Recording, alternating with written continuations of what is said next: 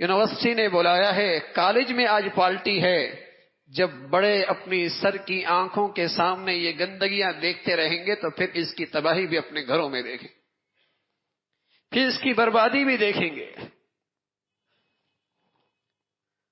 جس معاشرے میں یہ گندگی فروغ پاتی ہے وہاں گھروں کا سکون رخصت ہو جاتا ہے۔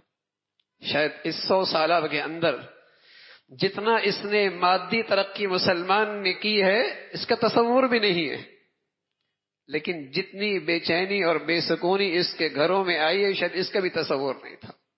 ہاں، یہ ترقی اپنے ساتھ ساتھ بے حیائی بھی لے کے آئی ہے۔ یہ جس قدر دولت بڑھتی چلی گئی، جسم کا لباس اترتا چلا گیا، دوپٹہ جاتا چلا گیا، گھروں کے اندر سے بیٹیاں بہنیں بے حجابانہ انداز میں نکلنا شروع ہو گئی، جس کا کبھی تصور نہیں تھا۔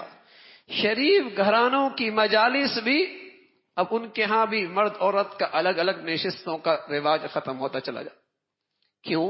اس لیے کہ یہ بے حیائی، یہ تعلیم یافتہ ہونے کا، ماڈرن ہونے کا، روشن خیال ہونے کی بڑی علامت ہے۔ ہم کیوں پیچھے رہیں؟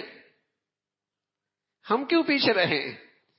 اس لیے کہ جس قدر بے حیا ہوگا اور جس قدر اس کی بیٹی بہنا کے چہرے اور سر سے دوپٹہ غائب ہوگا، اتنی مہذب، اتنی تعلیم یافتہ، اتنی روشن خیال اور 21 صدی کے ساتھ زمانے کے ساتھ چلنے کے اسے روایات پتہ، ترقی کی نشانی بن گئی بے حیائی۔ اور رسول اللہ صلی اللہ علیہ وسلم نے بتایا کہ جہاں سے حیا گیا وہاں سے ایمان گیا۔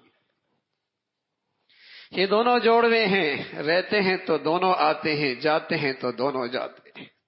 چاہے نمازی ہو، چاہے حاجی ہو، چاہے روزے دار ہو، چاہے صدقہ خیرات ہو، حیا رخصت ہو گئی، ایمان رخصت ہو گیا۔